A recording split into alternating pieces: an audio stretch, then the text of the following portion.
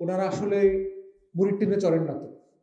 ওনারা যে ছেলেটা নতুন বাজার থেকে 20 টাকায় মুড়ির টিনে গুলিস্তানে যায় এবং সেটা জুন জুলাইয়ের গরমের মধ্যে দুপুরবেলা যে মহিলা আপাটা যায়, তার যে কষ্ট, এইটা তো অধিকাংশ এমপি মন্ত্রী বোঝেন না তো, অধিকাংশ আমলারা বোঝেন না। না বোঝার কারণে যেটা হচ্ছে, এই কষ্টটা কষ্ট মনে হয় না। কারণ যে বাসটা ফেরি থেকে পড়ে গেছে উনি জানে যে ওইরকম একটা বাসে ওনারা কোনোদিন ওনাদের পরিবার সহ চড়বেন না, উঠবেন না, অথবা গাড়িটা পড়বে না। এই জন্য আমরা বলেছি যে কাঠামোগত কিছু বাধ্যবাধকতা চাপায় দেওয়া দরকার। যারা রাষ্ট্রের এমপি মন্ত্রী আছেন, আমলা আছেন, সরকারি পদস্থ কর্মকর্তা কর্মচারী আছেন, তাদের সবাইকে সরকারি গাড়িতে চড়তে বাধ্য করা, পাবলিক ট্রান্সপোর্টে চড়তে হবে, বিআরটিসির ভাঙ্গা বাসে চড়তে হবে, সরকারি হাসপাতালে চিকিৎসা নিতে হবে, পোলাপানরে সরকারি স্কুলে বাংলা স্কুলে পড়াইতে হবে। এটার বাধ্যতামূলক করে দেওয়া হোক। তখন দেখবেন যে নিজে কষ্ট পাইলে বুঝবে যে রাষ্ট্রে অন্য নাগরিকদের কষ্টটা আসলে কতটুকু কষ্ট। জেলখানায় নিয়ে মাঝে মধ্যে রাখতে হবে আমাদের এমপি মন্ত্রীদেরকে, কারণ ছাড়া।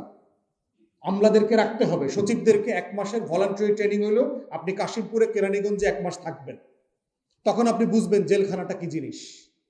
ডিবি অফিসে নিয়ে 3 দিন টর্চার করাইতে হবে, তখন আপনি বুঝবেন যে টর্চারের বিরুদ্ধে আইনটা কেন জরুরি। কেন আজকে মানবাধিকার কমিশন করছে না, কেন গুম কমিশন করছে না? কারণ যে আমলারা এগুলোতে বাধা দিচ্ছে, তারা আগেও কোনোদিন ওইটার শিকার হয় নাই, ভবিষ্যতে তারা হবে না। তাহলে এই রাষ্ট্র যারা পরিচালনা করছে, একটা জনবিচ্ছিন্ন জনগোষ্ঠী রাষ্ট্র পরিচালনা করে, যার সাথে আমার তৃণমূলের মানুষের নারীর কোনো সম্পর্ক নাই। সম্পর্ক না থাকলে সে তার কষ্ট বোঝে না। এই জন্য আমি আপনার লাশের হলো সিম্পলি সংখ্যা, আপনারা কয়দিন পর রিপোর্ট করবেন এতজন ঈদে মারা গেছে, শেষ। ঢাকা শহরে অনেক অসংখ্য লক্ষ লক্ষ বাস আছে যেগুলো ফিটনেস নাই, গ্লাস নাই, প্রতিরোধ। পুলিশ প্রশাসনের জায়গা থেকে দেখেছে যে মামলাগুলো শুধু মোটরসাইকেলের উপরে, প্রাইভেট কারের উপরে দেওয়া হয়। কেন আমরা তার কাছে যেটা প্রশ্ন আসলে এখানে সমস্যাটা কোন জায়গাতে, বা এই সকল ফিটনেস গাড়িগুলো কেন ডাম্পিংয়ে ফেলা হচ্ছে না, বিচার করা হচ্ছে। প্রথম কথা হচ্ছে যে মানে যে কোনো অবৈধ জিনিস চলতে হইলে সোনার বাংলাতে দুইটা জায়গার সম্মতি লাগে। একটা হচ্ছে ওই সময়ের সরকারি দল, আর দ্বিতীয়ত হচ্ছে প্রশাসন। আপনি যদি একটা অবৈধ ব্যবসা করতে চান, আপনি যদি মাদকের ব্যবসা করতে চান, আপনি চাঁদাবাজি করতে চান, আপনি 10টা 20টা দোকান বসাইতে চান, হকার বসাইতে চান, আপনি যদি এরকম মুড়ির টিন বসাইতে চান, 200 বছর আগের বাস চালাইতে চান, এটার জন্য সরকারি দল লাগবে, আর হলো প্রশাসনের লোক লাগবে। এবং আমি বহু বাসকে চিনি যেই বাসের মালিক হলো পুলিশ।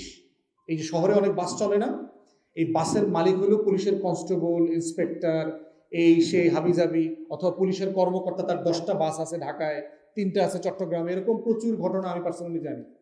তাহলে সে কেন ওই বাসগুলো ধরবে? যেই দুর্নীতিবাজ সিন্ডিকেটের অংশ সে নিজে, তার সরকারি কর্মকর্তা কর্মচারীরা যেই চাঁদার অংশ সরকারের উপর মহল পর্যন্ত সবাই পায়, সেখানে সে চাঁদাবাজিটা কেন বন্ধ করবে? মোটরসাইকেলের তো এরকম সিন্ডিকেট নাই। মোটরসাইকেল তো ব্যক্তি চালায়, ব্যক্তি মালিক, ব্যক্তির মালিকানায়, ব্যক্তির টাকায় সে কিনছে, ব্যক্তি তেল ভরে, ব্যক্তির টাকায় গ্যাস ভরে, ব্যক্তির টাকায় উবারে পাঠাওতে চালায়, তো তার তো এই সিন্ডিকেট নাই। আর প্রাইভেট কারের মালিকরা যেহেতু মোটামুটি সচ্ছল মানুষ, তারা এই ঝামেলা এড়াইতে 1,500-2,000 টাকা নগদে দিয়ে দেয়। এই জন্য দেখবেন যে প্রত্যেক রাস্তার কোনায় কোনায় ছোটখাটো সরকারি অফিস আছে। প্রত্যেকটা জায়গায় দেখবেন ওই যে রাষ্ট্রীয় চাঁদাবাজ বলছে না, রাষ্ট্রীয় চাঁদাবাজের অফিস আছে। রাষ্ট্রীয় চাঁদাবাজরা দেখবেন তাদেরকে ওইখানে কফি খাওয়ানোর দাওয়াত দেয়, গাড়িটা আটকায় রেখে তাদেরকে কফি, স্যান্ডউইচ, নাস্তার জন্য ওই ছোট চিকন রুমে নিয়ে যায়। চিকন রুমে নিয়ে ওখানে আদর আপ্যায়ন শেষে আবার গাড়ি ছাইড়া দেয়। কাঠামোগত পরিবর্তন দরকার। আপনি মানুষের সাথে সম্পর্কহীন ব্যবস্থাপনায় যাইতে হবে। ট্রাফিক বলেন, ব্যবস্থাপনা বলেন, তারপরে হচ্ছে মামলা করা বলেন, সব মেশিনে নিয়ে যেতে হবে। মেশিনে নিয়ে গেলেই হচ্ছে মানুষের থেকে মানুষকে যদি দূরে রাখবেন, তত বেশি দুর্নীতি কমে যাবে। এই সমাধানে যাওয়া ছাড়া এটার কোনো গোল্ডেন সলিউশন নাই।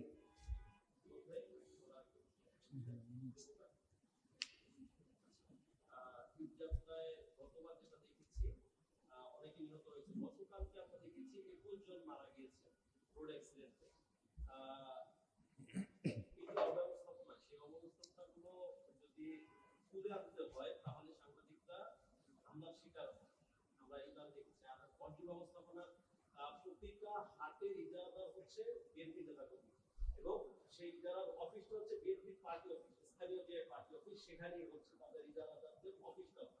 এবং গতকালকে কয়েকটা হাট করেছে, দেখেছে সেখানে পয়েন্টের কোনো ব্যবস্থা নাই, রডগুলো রাস্তায় ফেলে রেখেছে, খুবই অবস্থা। এইটা নিয়ে যদি আমরা সাংবাদিকরাও কোনো কাজ করতে যাই, তাহলে আমরা আমাদের জীবনের নিরাপত্তা কোথায় করবো? এটা যে আসলে কি করা হবে? না, নিঃসন্দেহে আমরা সাংবাদিকতার স্বাধীনতা এবং নিরপেক্ষভাবে জনগণের পক্ষে সংবাদ পরিবেশন করবার পুরো স্বাধীনতায় বিশ্বাস করি। সেটা আমাদের বিপক্ষে গেলেও, আমাদের দলের বিপক্ষে গেলে, আমাদের ব্যক্তির বিপক্ষে গেলেও এই লড়াইটা চালিয়ে যেতে হবে। কিন্তু ইতিমধ্যে আমরা দেখতে পাচ্ছি যে গত 5ই আগস্টের পর থেকে অলমোস্ট সকল গণমাধ্যম বিএনপির নেতাকর্মীরা দখল করে ফেলছে, এবং এটা খুবই দুঃখজনক, যেটা গণমাধ্যমের অনেক ভাইরাও জানেন না। আপনাদের সহকর্মীরা যারা এই নাগরিক সাংবাদিকতা করতেন, তাদেরও অনেকে দেখলাম দলীয় পরিচয়ে 2.5 লাখ, 2 লাখ, 3 লাখ টাকা বেতনের বিভিন্ন হাউসে কাজ করতেছেন। মাঝে মধ্যে আমার মনে হইতেছে, তাহলে আমি কেন 2 দিন মোবাইল নিয়ে দৌড়াইলাম না, তাহলে আমি এখন 3 লাখ টাকা বেতনের একটা চাকরি করতে পারতাম। মানে এই লেভেলের অপেশাদার কাজ, এবং এটা করে যে লাভ হয় নাই। ধরেন আওয়ামী লীগের আমলে তো গণমাধ্যম আমাদের কাভার করে নাই, কিন্তু মানুষ কি রিপোর্ট পায় নাই, মানুষকে আসলে জানে নাই। মানুষ সব জানে, জেনে যায়। সোশ্যাল মিডিয়ার এই জমানাতে লুকোচুরি করে আপনি নিউজ কিল করবার রাজনীতি করে পার পাবেন না। আপনি হয়তো একটা নিউজে আপনি নিউজ করলেন না, অমুককে বাদ দিয়ে দিলেন, তো অমুকের প্রেস কনফারেন্স কভার করলেন না। ইতিমধ্যে আমরা দেখতে পাচ্ছি বিরোধী দলের সবাই এই কথাগুলো বলছে যে আগে যে পরিমাণ তারা নিউজ কাভারেজ পাইতো, অধিকাংশ টেলিভিশন এখন তাদের নিউজ কাভার করে না। এবং এইটা কেন করতেছে না? হাউসের পলিটিক্সের কারণে। এখন এই পলিটিক্স তো আওয়ামী লীগের আমলে আমরা দেখেছি, এবং সাংবাদিকরা কিন্তু এটার ভিকটিম। এটা ব্যক্তি সাংবাদিকের কিন্তু দোষ না, এটা হচ্ছে টোটাল মিডিয়া হাউসের যে রাজনীতি আছে, সরকারের দালালি করা, দোষী পড়া করা। কারণ আগের মালিকরা ম্যাক্সিমাম আওয়ামী লীগের দালালি করেছে, এখন বিএনপির কাছে থেকে থেকে প্রতিষ্ঠান টিকায় রাখতে চায়। এই যে মানসিকতা, কোন টিভি চ্যানেল কোন এমপি মন্ত্রীকে সামনে রেখে দখল করবে, বিদেশ থেকে আইসা আইসা বড় বড় টিভি চ্যানেল দখল করে ফেলছে।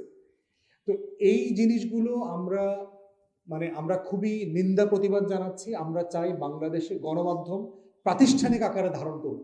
প্রতিষ্ঠান আকারে ডেভেলপ না করলে এখানে যারা কাজ করেন, আমার সাংবাদিক ভাই, আমি পার্টিকুলার একটা টেলিভিশনের কথা জানি, আমাকে জানিয়েছেন 6 মাস ধরে বেতন পাচ্ছে না, কিন্তু সরকারি দলের দালালি বন্ধ করতেছে না।